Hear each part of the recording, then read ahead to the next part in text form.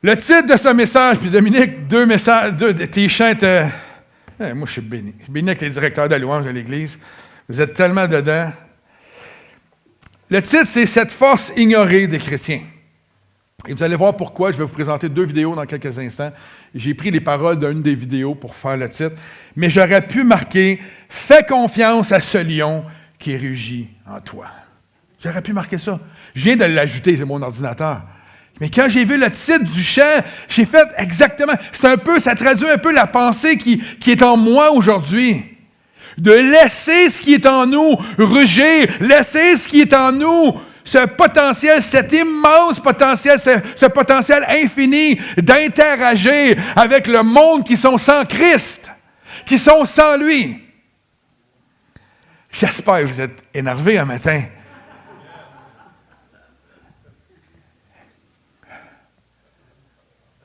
On va aller à la première vidéo. Mets le son pour que le monde entende bien. Bonjour Mathieu, c'est très heureux d'être avec toi sur le plateau de l'évangile.net. Simplement te dire qu'effectivement, j'étais dans une belle religion, mais malheureusement, j'étais aussi dans une cécité spirituelle. Et Jésus m'a ouvert les yeux. Je viens d'un arrière-plan musulman. Nous sommes arrivés en France comme beaucoup d'immigrés pour des raisons économiques. Mais très rapidement, j'ai pratiqué ma religion, l'islam, avec force, avec conviction, parce que c'était une manière en même temps de protéger mon identité. Très rapidement, j'ai vécu quand même des choses assez douloureuses, difficiles, surtout quand il y avait de la violence à la maison, une dichotomie entre la religion et la réalité finalement de notre vie, où mon père tapait ma mère, je vivais aussi la violence aussi à l'extérieur, celle qui était à l'intérieur, et j'ai fini par imploser. Mais tout ce que je peux te dire en tout cas, c'est que cette violence-là, je l'ai traduite. Une fois, je me suis battu contre un voisin. Ma mère, malheureusement, suite à cette émeute, finalement, s'est retrouvée à l'hôpital. Mais au-dessus de chez nous, et le salut vient d'en haut, ces Français se sont proposés de garder mes petits frères et sœurs. Nous, on était étonnés de voir des Blancs venir chez les Arabes. On s'est liés d'amitié avec eux et ils ont offert une Bible à ma sœur. Et quand elle s'est convertie, ça a été un séisme, ça a été un ouragan. Une fille musulmane, t'imagines Mathieu qui devient chrétienne. Donc mes parents m'ont envoyé dans l'église pour faire les espions. La première fois que je suis rentré dans l'église, moi j'ai été frappé, je dirais touché par l'amour des chrétiens. Et ces chrétiens m'ont offert une Bible. Alors moi j'étais très content, pourquoi? Parce que je me suis dit, je vais trouver les erreurs qu'il y a dans la Bible. Mais en essayant de découvrir les erreurs, j'ai été subjugué par la figure de Jésus. J'ai été touché par Jésus qui m'a ouvert les yeux du cœur. Parce que j'étais réellement aveugle spirituellement. Mais Yeshua el-Mashiach, le Christ, m'a ouvert les yeux. La chose à laquelle je me suis confronté la première, c'est que j'ai découvert que j'étais mauvais, que j'étais pécheur, que j'étais séparé de Dieu à cause de mon péché. Et j'ai découvert à quel point j'étais mauvais, à quel point j'étais pécheur. Et là, j'ai pleuré sur ma méchanceté, ma dureté de cœur. Et aujourd'hui, j'ai accepté Jésus. Pas simplement comme le Sauveur, mais le Seigneur, le Maître qui allait diriger ma vie. Et un peu à l'image de cet aveugle, pour moi, Jésus était un prophète, mais il est plus qu'un prophète. Il est plus qu'un homme, il est plus qu'un maître. Il est réellement le Fils de Dieu. Amen. Il a changé, transformé mon cœur. Il m'a appris à aimer tout homme, de toute race, de toute condition. Et c'est lui qui aujourd'hui me fait vivre. Et je crois aujourd'hui dans la puissance de l'Évangile, pas dans une religion qui blanchit à surface, Mathieu. Mais l'Évangile transforme l'intérieur du cœur. La religion, elle nous prend, elle nous laisse tels que nous sommes. Mais quand Jésus vient dans un cœur, il fait de nous ce qu'on doit être. Et ce que je peux te dire, Mathieu, c'est qu'aujourd'hui, réellement, je vois, parce que Jésus, il est la lumière du monde qui éclaire tout homme.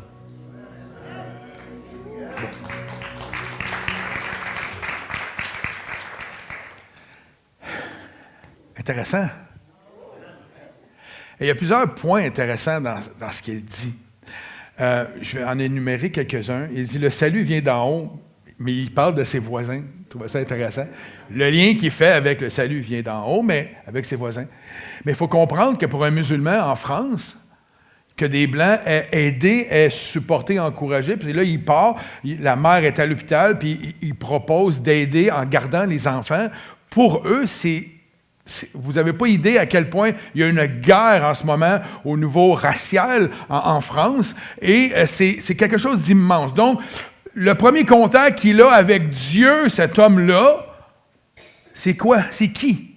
Est-ce que c'est Dieu directement? On peut dire oui, mais Dieu à travers des chrétiens. qui vont lui offrir simplement par amour d'entrer dans la vie de cette famille-là musulmane et de leur offrir au prix d'être jugés, n'oubliez pas, par les autres blancs autour. Parce que il y a beaucoup de racistes envers les Arabes en Europe et envers toutes les cultures d'ailleurs. Mais eux, ils décident d'aller là et d'offrir simplement de l'amour à travers aider. Deuxième chose que je veux faire remarquer, c'est qu'ils ont offert une Bible.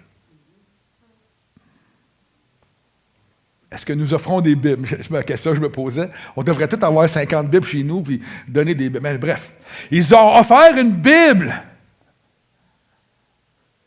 Et elle s'est convertie suite à la lecture des Écritures. C'est ce qu'il lui dit. La parole reste encore une puissance qui transforme. Lui, voit sa sœur convertie, il décide d'aller à l'église pour espionner, comme il dit. J'aime tellement ça. Vous savez que Dominique a fait la même chose, mon épouse.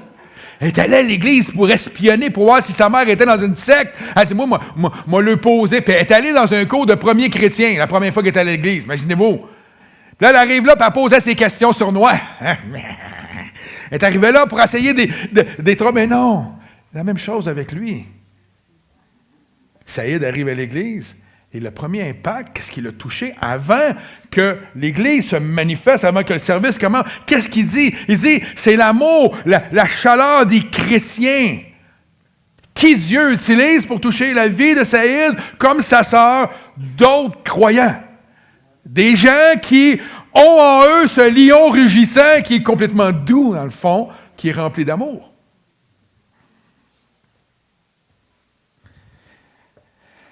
On lui offre une Bible. Il se dit, on va les espionner. En plus de ça, on m'a trouvé les erreurs. J'aime ça, moi, quand le monde pense plus grand que Dieu. Et finalement, il découvre Jésus. Et ce qu'il découvre à travers Jésus, c'est qu'il découvre son vrai visage. Jésus nous ramène toujours à un miroir. Lui, la perfection incarnée, l'amour, la grâce, la miséricorde nous ramène toujours à notre péché. On ne peut pas se trouver en face de Jésus et rester insensible à la nature qui nous anime. C'est la raison pour laquelle nous, comme croyants, quand on est dans ce monde, on rend les gens autour de nous inconfortables juste par la manière que nous vivons. Pourquoi? Ce n'est pas à cause qu'on est meilleur, parce que Christ habite en nous. Alors, il est touché, bouleversé, il réalise qu'il est pécheur, il réalise qu'il est un homme mauvais, qu'il est séparé de Dieu. Par l'amour qu'il a reçu et par la lecture des Écritures, par la découverte de qui est Jésus réellement. Et là, ce n'est pas sa secte qui lui a dit « crois pas ». Non.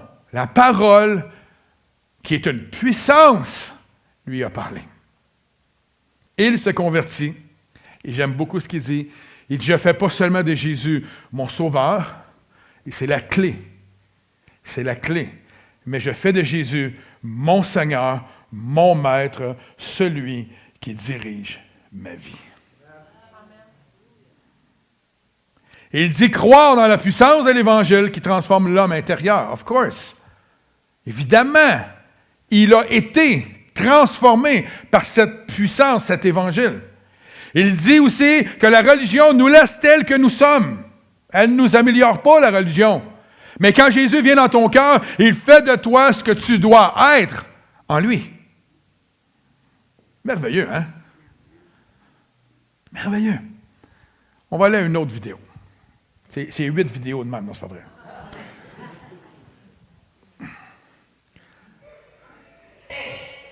En fait, vous les chrétiens évangéliques, vous avez tous un problème ce matin.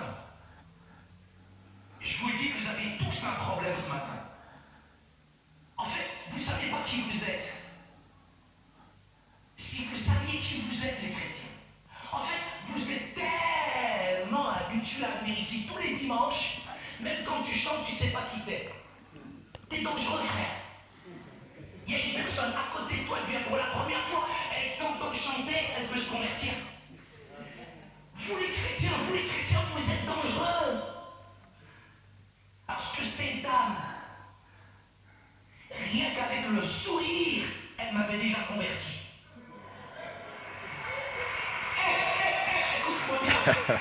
La seule fois que je me suis senti aimé en France, la seule fois que je me suis senti aimé en France, moi le bougnoul, moi le terroriste, moi le voleur, moi le crouille, moi celui qu'on avait mis jeté dans les quartiers, un immigré, fils d'immigré, on est venu juste pour travailler en France, on était déconsidérés, je suis né dans un ghetto, on m'a jamais aimé. On m'a jamais aimé. Ces femmes, derrière leur apparence, elles sont dangereuses. Regardez le sourire. Regardez l'amour des chrétiens. Regardez ces femmes de prière. Réveillez-vous. Tout est à l'intérieur de vous. Et vous vivez comme des mendiants spirituels, alors que nous avons tout reçu pleinement à la croix.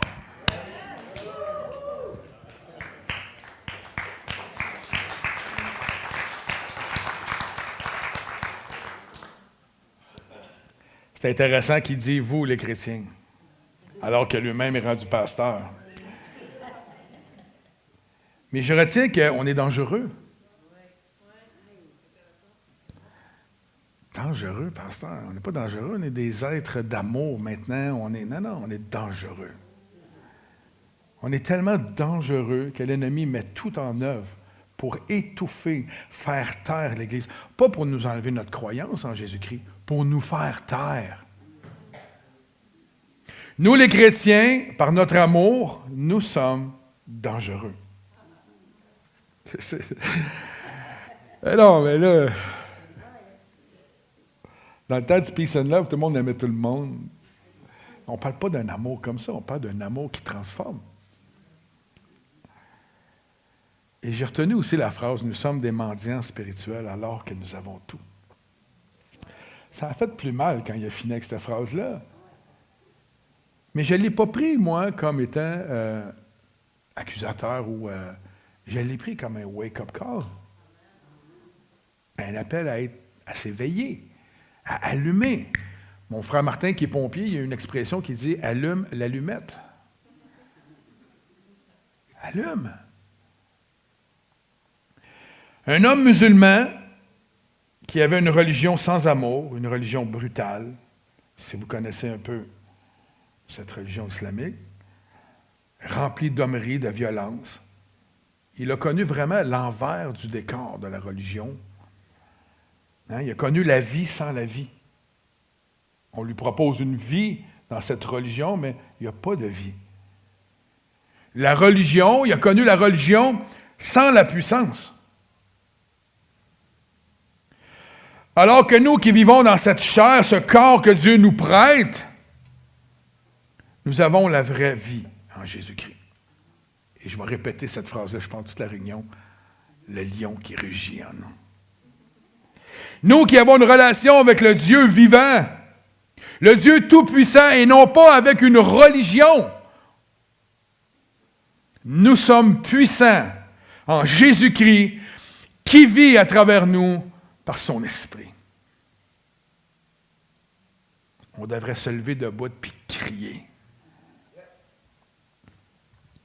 Les 2 derniers messages que je vous ai apportés avaient pour objectif de nous faire réaliser combien l'amour de Dieu, combien sa grâce manifestée envers nous, nous a sauvés, mais pas seulement sauvés. Cette grâce et cet amour nous a également transformés. Elle nous a pris de l'homme ancien que nous étions et nous a amenés dans une vie nouvelle en Jésus-Christ. C'est-à-dire, ce n'est plus une vie humaine, c'est une vie spirituelle, animée par l'Esprit de Dieu qui peut, lui, décider de faire tout ce qu'il veut avec nous. Si vous lui laissez la place.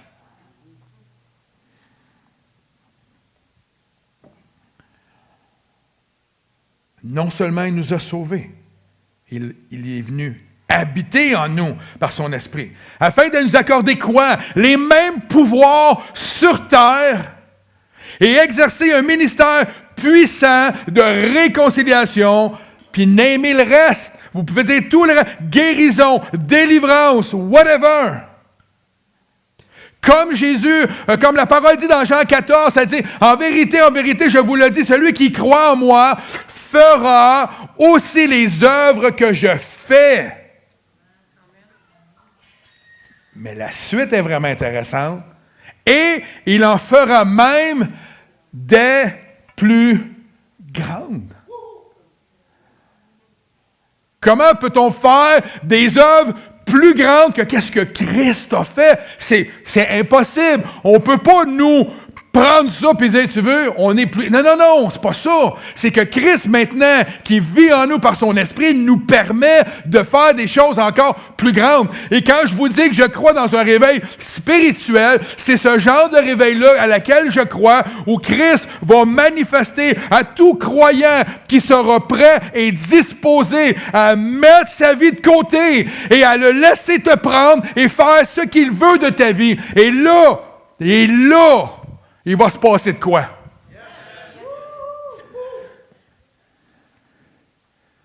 Il y a un autre texte, je ne me souviens pas de la référence, qui dit qu'on ne s'appartient plus à nous-mêmes et on n'a pas le droit de prendre des décisions pour nos vies, à moins que lui te dise oui.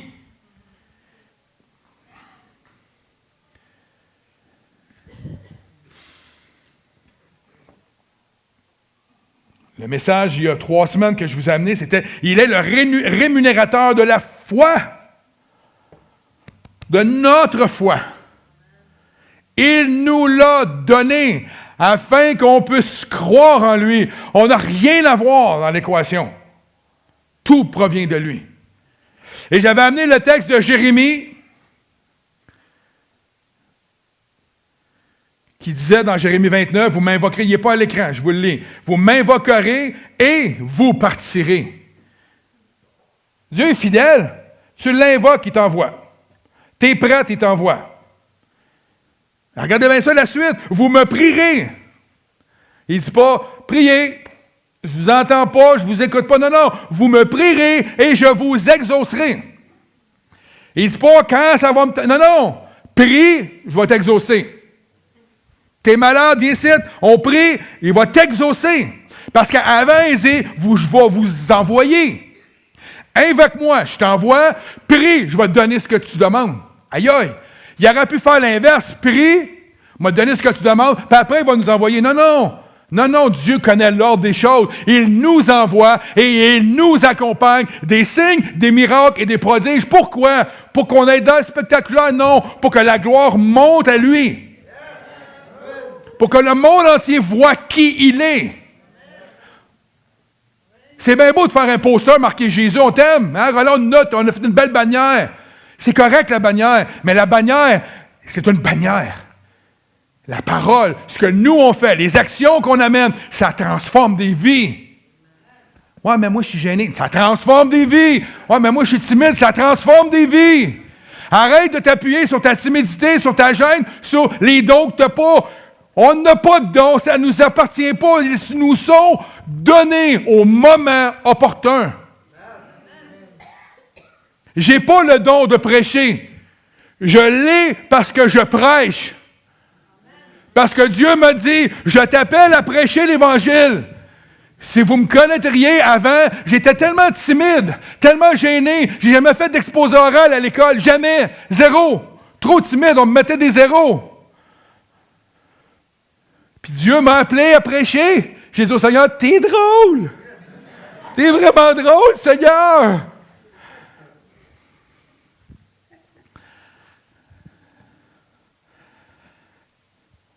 Vous me prierez, je vous exaucerai. Vous me chercherez et vous me trouverez. Cherchez. Cherchons. Cherchons à genoux. Cherchons debout, prions, prenons le temps. 21 jours de prière et de jeûne, c'est parfait, c'est passé. Prions, sans cesse, sans relâche, prions. On est des sentinelles sur cette terre pour ces gens-là. Pourquoi? Parce que le diable, il rôde comme un voleur. Il veut détruire. Nous, on est là pour protéger la création de Dieu. On est là pour annoncer la vérité. On est là pour déverser la puissance de Dieu manifestée à travers nous. C'est simple, là. C'est simple. Si vous me cherchez de tout votre cœur, je me laisserai trouver. Hey, écoute. La meilleure façon d'évangéliser une nation, c'est de vivre au milieu de cette nation avec passion, avec foi, sans limite pour notre Dieu. Vivre à fond notre vie en Jésus-Christ. Et lorsqu'on vit au milieu d'une nation, peu importe laquelle, de cette façon-là, le monde devient jaloux. Le monde nous regarde, puis ils veulent avoir ce que nous avons. Heureux. Béni, marche dans la paix. Moi, je me suis déjà fait dire, comment tu peux être dans la paix quand ton épouse est malade et qu'elle est sur le bord de mourir? Je ne sais pas. D'un point de vue personnel, c'est pas supposé d'arriver. Mais je sais que Jésus, qui habite en moi, qui est mon Sauveur, qui est mon Seigneur, m'a dit à moi un jour, je vais m'occuper de toi. Je vais prendre soin de toi. Tu vas vivre, tu vas marcher dans ma paix.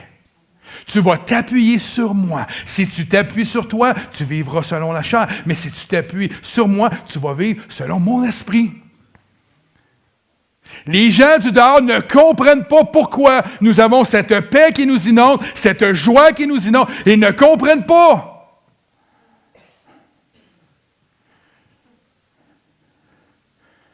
J'ai fait un mariage hier. Et il y a un gars qui est venu me voir après, il dit, toi, t'es un célébrant? Je dis, non, je suis un pasteur. Ah! Ah, je trouvais que tu faisais ça bien, mais merci. Mais il dit, moi, je crois pas vraiment en Dieu. Il dit, j'étais un peu athée. Ah! Ben j'ai dit, on s'assoit-tu 5 minutes ensemble pour te montrer que t'es pas athée? J'ai dit, un athée, ça n'existe pas. Oui, ça existe. Non. Viens t'asseoir avec moi, je vais te montrer que ça n'existe pas un athée. Quelqu'un qui croit en rien, ça n'existe pas. Fait, si quelqu'un vous dit qu'il est athée, amusez-vous, dis, c'est impossible. On est au buffet, puis il s'est retourné vers moi, puis il me dit, dans le fond, c'est que je ne crois pas à la religion. Oh, ben, j'ai dit, là, je suis d'accord avec toi. Puis il s'est en allé. Mais c'était pas le bon moment. Il y avait de la musique boum-boum, puis bon, tout le reste, là, tu sais. Mais quand même, je suis convaincu. Moi, après, quand il est parti, puis moi, j'ai continué, je l'ai vu dans la soirée, puis il y avait une thématique des années 70, c'était assez comique. Le monde habillé en années 70, c'était drôle, ça y était. Moi, j'ai bien aimé voir Elvis passer à un moment donné, puis voir, en tout cas, les boules noires, puis toute la gang. Là. Puis là, lui, je l'ai revu dans la soirée, puis j'ai dit, Seigneur, lui, il vient d'entendre Jésus lui parler. Pas normal. Le Seigneur a mis ce gars-là sur ma route. C'est le début du commencement pour lui. J'ai dit, Seigneur, maintenant, envoie mes frères, mes sœurs, envoie des anges dans sa vie, bombarde-le de ton amour, amène-le à ce qu'il réalise qu'il n'est pas pantoute athée. Puis un jour, il va dire, ouais, il y a un gars d'un mariage, à un moment donné, qui m'a dit que ça n'existait pas. Frères et sœurs, ouvrons nos bouches. Hier, il y en a 10 qui sont venus me voir. Hey, tu fais bien ça, toi, célébrant, tu es célébrant juste pour aujourd'hui. Non, je suis pasteur. Ben, pasteur. J'aurais pu dire, je suis célébrant pour pas engager de conversation. Non. C'était le moment idéal. L'autre message que je vous ai amené, c'est par rapport à l'amour, on ne peut rester silencieux. Vous en souvenez, la semaine passée? Nous ne pouvons pas rester silencieux si nous avons réellement goûté à l'amour et à la grâce de Dieu. J'avais pris le texte d'Éphésiens 2 qui dit « C'est par la grâce que vous êtes sauvés ». On la connaît tous, la parole. Par notre union avec Jésus-Christ. Dieu nous a ressuscités. On était morts. Les uns les autres, il nous a fait siéger dans les lieux célestes. Amen. Mais c'est le texte que j'ai mis l'emphase, c'était « Il a fait ça, il l'a fait, afin de démontrer pour tous les âges à venir, toutes les générations à venir. Il nous a sauvés, il nous a fait asseoir dans les lieux célestes avec lui. Il l'a fait afin de démontrer pour tous les âges à venir l'extraordinaire richesse de sa grâce qu'il a manifestée en Jésus-Christ par sa bonté envers nous. » Donc, je vais vous le résumer en québécois norme. Il t'a sauvé pour manifester sa grâce, son amour qu'il t'a donné à toi, aux gens qui t'entourent. Et il le fait pour que ça soit propulsé à l'extérieur, pas pour que tu gardes ça précieusement. La parabole des talents. Tu n'enterres pas ton trésor, tu le fais fructifier.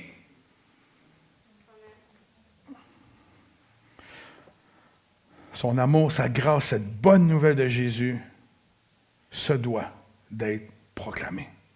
On peut rester silencieux. Aujourd'hui, on va regarder Romains 10.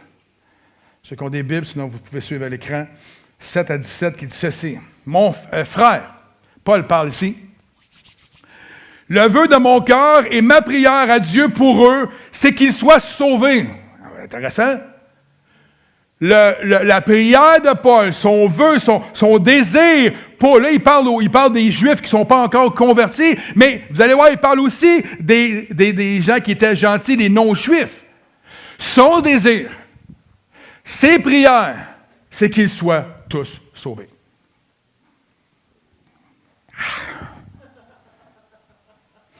On va aller au verset 8.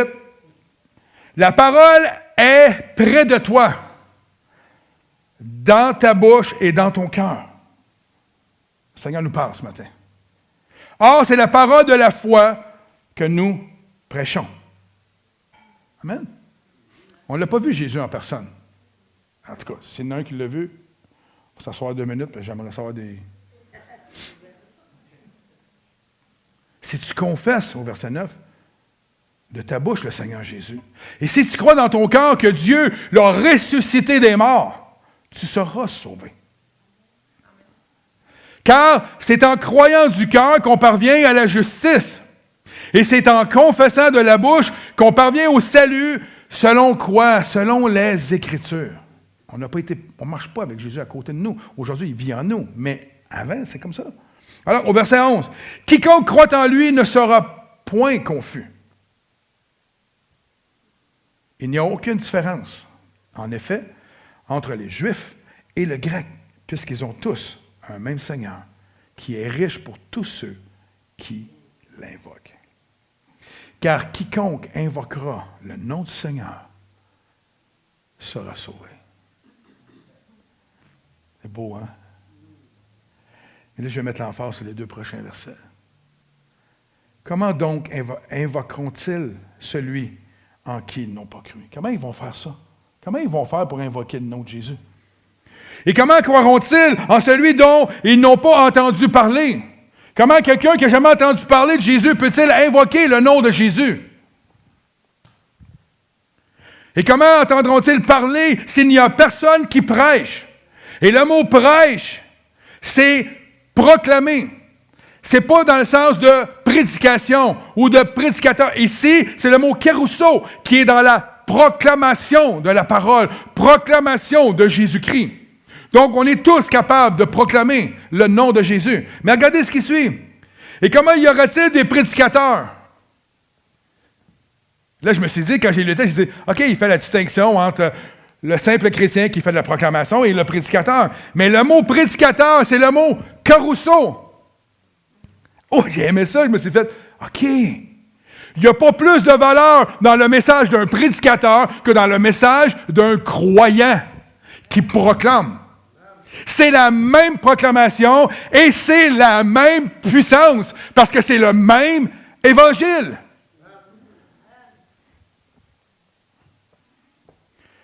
Et comment y aura-t-il des prédicateurs s'ils ne sont pas envoyés?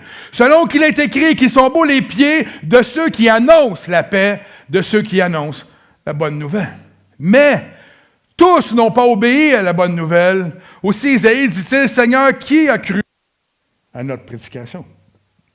Au verset 17, « Ainsi la foi vient de ce qu'on entend. » Je suis venu à Christ parce que j'ai entendu. Je ne suis pas venu à Christ par hasard.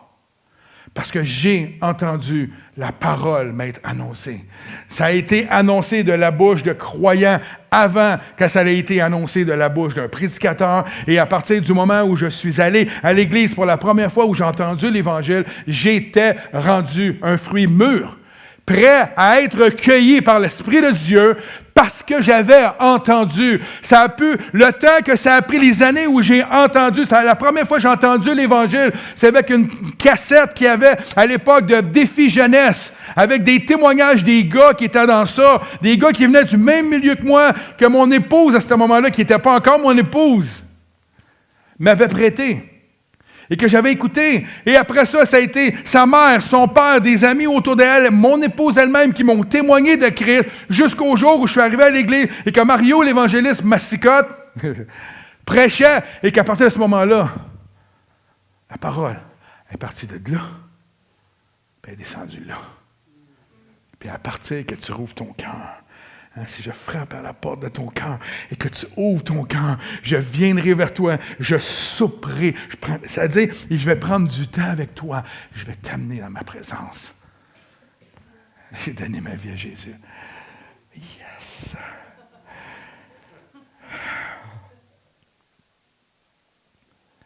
Et la question que je me posais quand je lisais ces textes-là, est-ce que je peux prendre, ou est-ce que nous pouvons en partie prendre la faute sur nos épaules pour tous ceux qui n'ont jamais entendu parler et cru au message de la bonne nouvelle? Je ne vous donne pas la réponse tout de suite. Allons voir ce que Paul dit dans 2 Corinthiens. Chapitre 4, 1 à 6, après ça 7 à 18. Ça dit, ainsi donc, par la bonté de Dieu, nous avons un ministère, nous ne perdons pas courage. J'aime ça. Paul dit, on a un ministère, puis après ça, il dit, on ne perd pas courage. Ça veut dire que ça va être dur? Ça se peut. Hein? Ça se peut que ça ne soit pas facile. Nous rejetons les actions honteuses qui se font en secret parce qu'on n'est plus, on est une nouvelle créature. On doit rejeter ce qui était ancien, ce qui était honteux, on doit le rejeter. Nous ne nous conduisons pas avec ruse et nous ne falsifions pas la parole de Dieu. Et j'aime ce bout-là. On ne doit pas essayer de convaincre le monde par des ruses et des manigances de conduire les gens à Jésus. J'ai vu, moi, du monde faire des stratégies. Hey, j'ai pas envie que la personne me dise oui, puis qu'elle ne suive jamais Jésus de sa vie. C'est pas un concours. J'ai déjà refusé de faire la prière de repentance avec quelqu'un qui me dit « Ah ouais, prie là, pour moi. » là. Non, j'ai fait « Oh, un peu. Je ne veux pas. Tu crois-tu en Jésus-Christ? Tu crois-tu que Dieu l'a ressuscité, qui est mort pour toi à la croix, qui est ressuscité pour te donner la vie, pour te pardonner de tes péchés? » Puis là, il ne répondait pas parce que là, je venais de le challenger un peu. Et je lui ai dit, je vais quitter la pièce de l'hôpital, la chambre dans laquelle j'étais avec lui. Mais j'ai dit, tu peux le faire toi-même, tout seul. Mais c'est ce que l'Esprit m'a poussé à faire. Mais je crois sincèrement qu'il a dû faire un examen de conscience.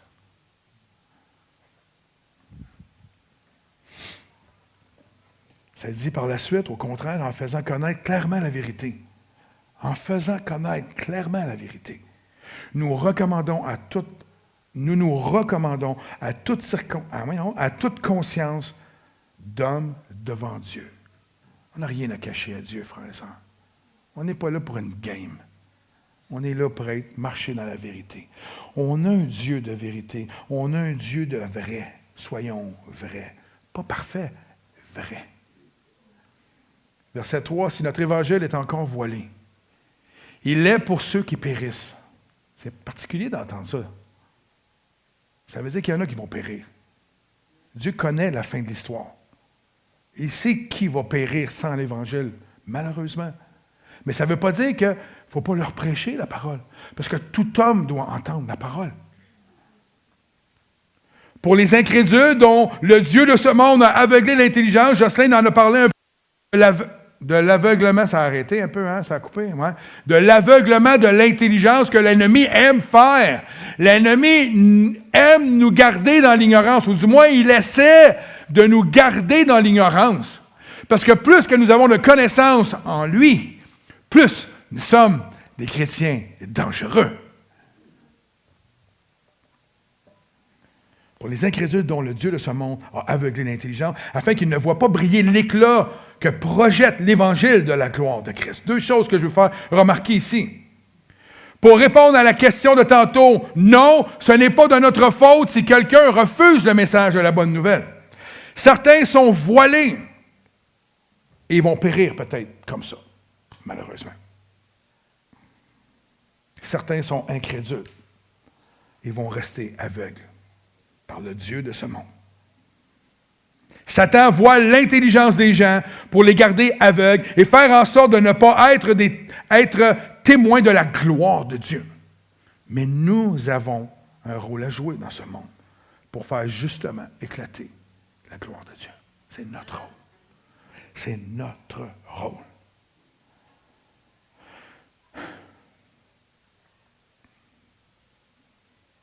Verset 5.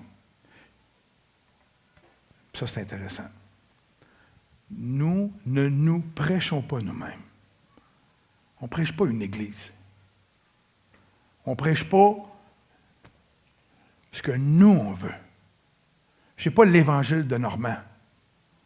L'évangile de Roland. Ce serait beau quand même, hein, dans la Bible. L'évangile selon Roland.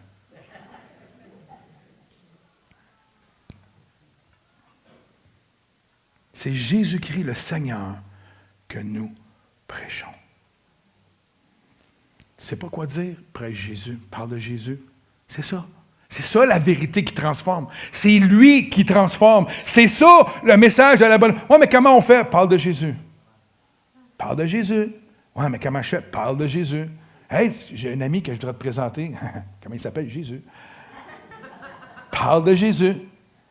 C'est niaiseux ce que je vous dis, puis je ne me moque pas. Mais il reste que des fois, on est tellement timide, on est tellement mal à l'aise. Regarde, parle de Jésus, en toutes circonstances. Pas bonne. Parle de Jésus. Si tu parles de Jésus, crois-tu que Jésus est assez puissant pour te donner les paroles, pour faire suite à l'audace que tu vas avoir eue? Je te garantis que oui. Si tu oses, par la foi, une foi audacieuse, ouvrir ta bouche et parler de Jésus, je te garantis que les paroles vont couler comme un fleuve d'eau vive qui vont toucher le cœur des gens. Ça te prend de l'audace et de la foi. Arrête de t'appuyer sur tes capacités.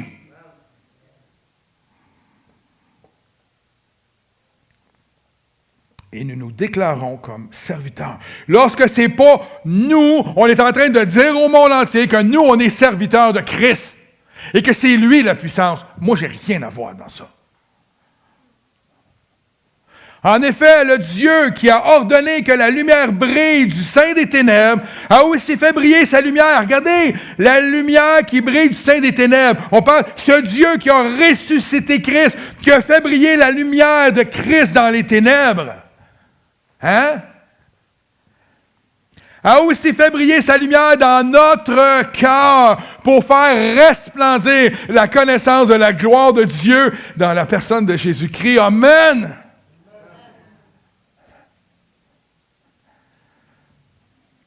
Par nous.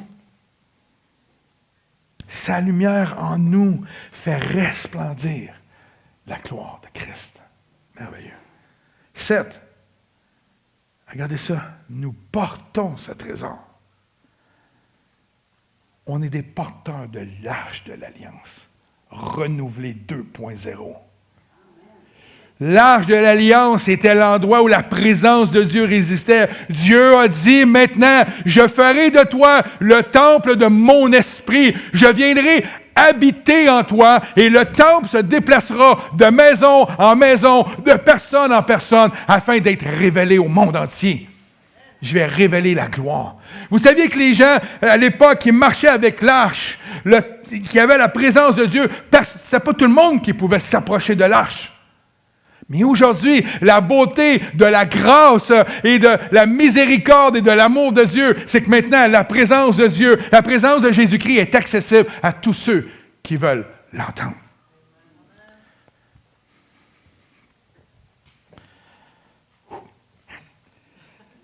Je suis énervé, là. Nous portons ce trésor dans des vases de terre. Regardez comment c'est beau. Afin que cette puissance extraordinaire soit attribuée à Dieu. Un vase de terre, c'est fissuré, c'est brisé, ça a été cogné sur le bord, il manque des morceaux, on est magané. Mais à travers des êtres pécheurs maganés, Dieu fait résider sa présence.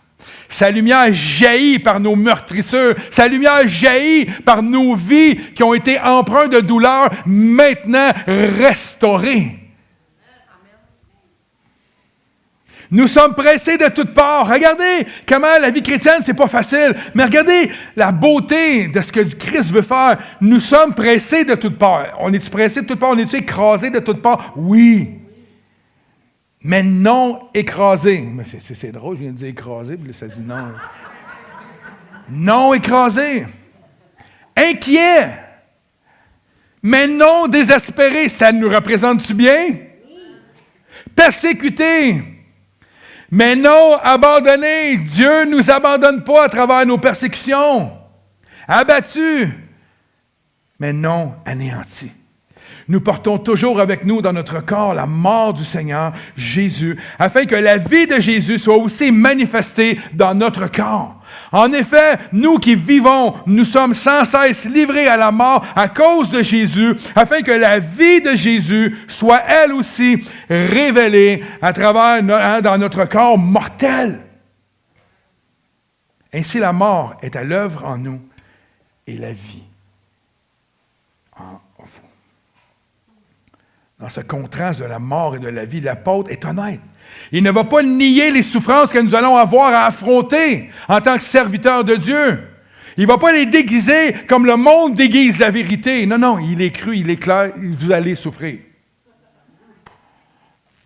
Il y en a ceux qui voudraient renier leur contrat, vous le savez, vous allez souffrir. Au contraire.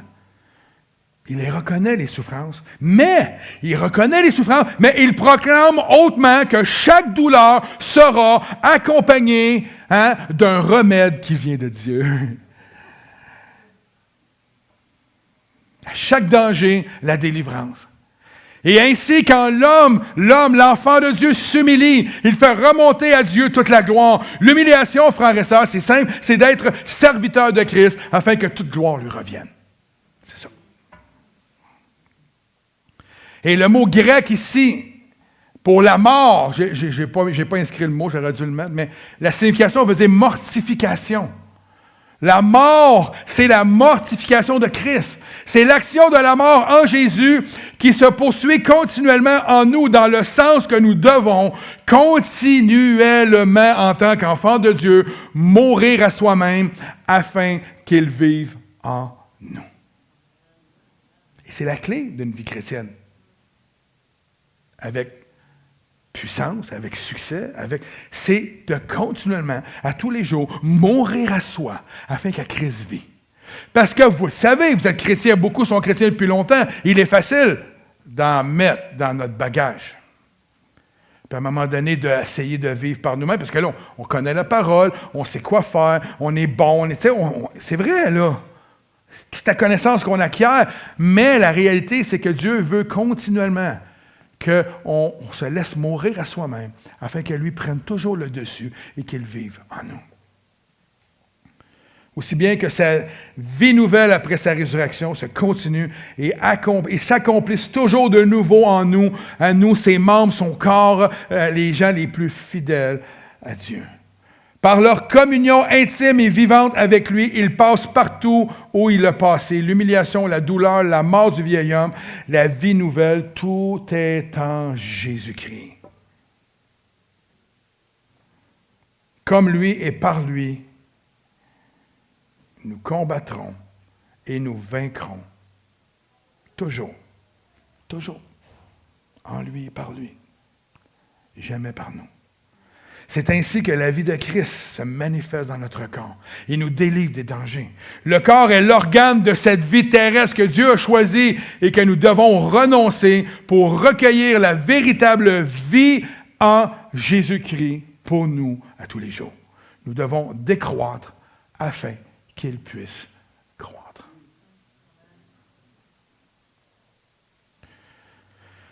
Au verset 13 du même texte dans Corinthiens qui dit « Et comme nous avons le même esprit de foi que celui exprimé dans cette parole de l'Écriture, j'ai cru. » Regardez, j'ai cru, c'est pourquoi j'ai parlé. J'ai cru, j'ai parlé. C'est l'équation qui va ensemble pour un enfant de Dieu. J'ai cru, j'ai parlé. Nous aussi, nous croyons, et c'est pour cela que nous parlons. C'est comme ça que Dieu choisit de perpétuer sa parole, sa présence, son être de génération en génération. C'est d'en parler. Nous savons en effet que celui qui a ressuscité le Seigneur Jésus nous ressuscitera aussi par Jésus et nous fera paraître, paraître avec vous dans sa présence. Oui, tout cela arrive. Afin de vous... tout cela arrive à cause... tout cela arrive à cause de vous, afin que la grâce, en se multipliant, on le voit encore, la dimension de multiplier ce qu'on a reçu, fasse abonder la connaissance d'un plus grand nombre, un plus grand nombre, à la gloire de Dieu, si on veut, à Jésus-Christ. Voilà pourquoi nous ne perdons pas courage. Quand on amène quelqu'un à Jésus, je ne sais pas si vous êtes comme moi, mais quand tu conduis quelqu'un à Jésus, la souffrance avant, on l'a pas mal oublié. Je vous le dis, c'est une paye. Si vous n'avez jamais conduit une personne à Jésus-Christ, c'est une drogue, là. C'est pas le bon mot. Mais en même temps, vous comprenez le sens.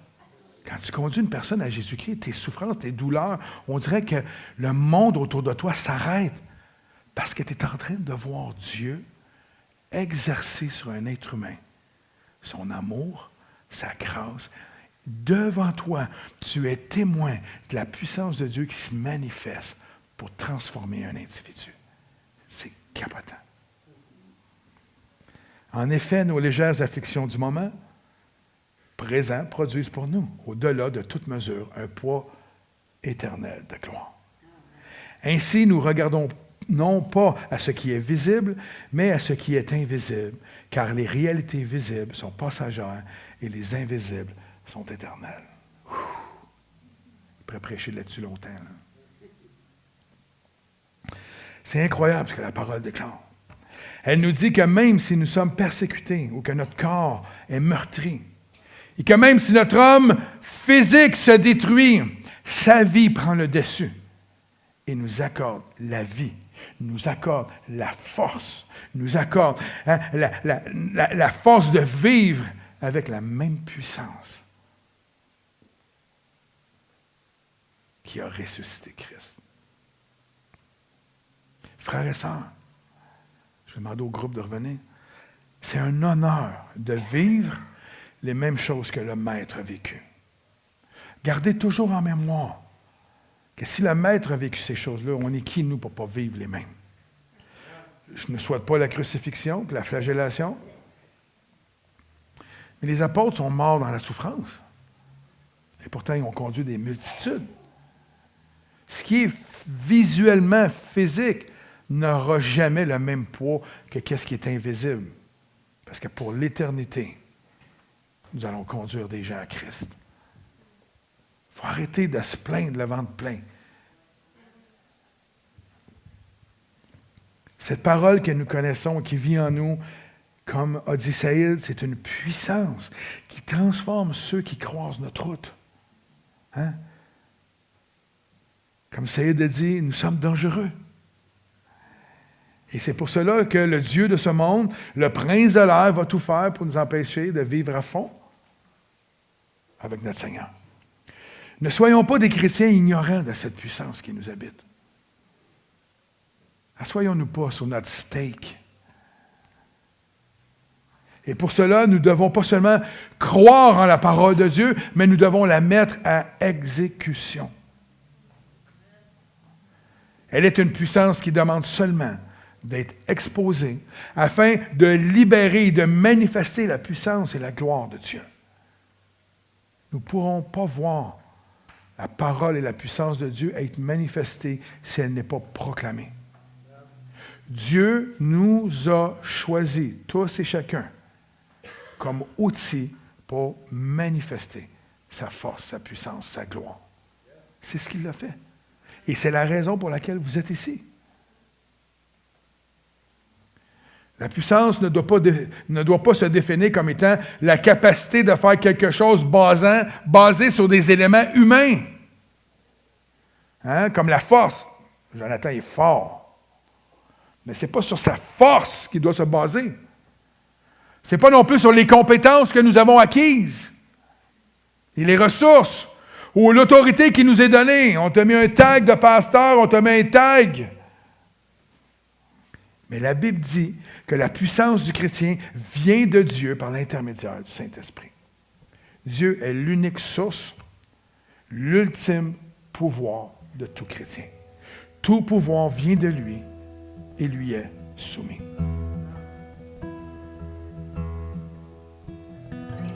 Je termine avec un verset dans 1 Chronique, chapitre 29, 11 et 12, 2 versets.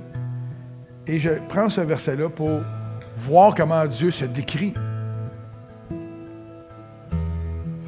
À toi, l'Éternel, sont la grandeur. Ça, c'est notre Dieu, là. La puissance et la splendeur, l'éternité et la gloire, car tout ce qui est dans le ciel et sur la terre, tout ce qui est dans le ciel et sur la terre. Il n'est pas là, le verset, non?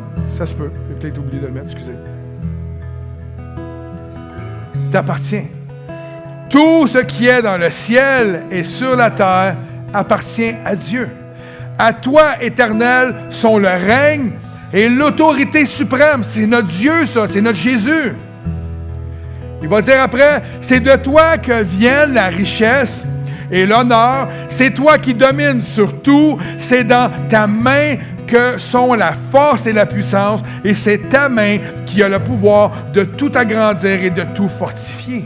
Ça l'habite en nous.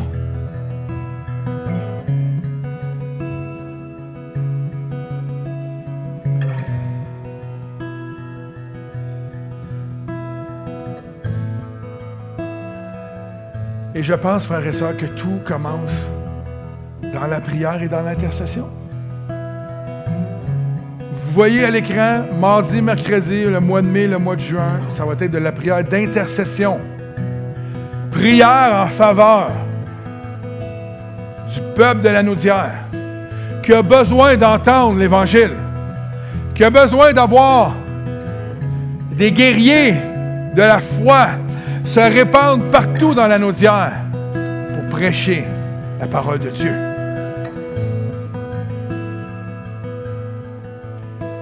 Alors, frères et sœurs, je vous invite à venir dans ces soirées de prière-là. On ne va pas se mettre individuellement un peu partout, on va se mettre ensemble. Et on va intercéder, crier, achaler, tirer le vêtement de notre Seigneur pour qu'il puisse voir, qu'il puisse poser les yeux sur nous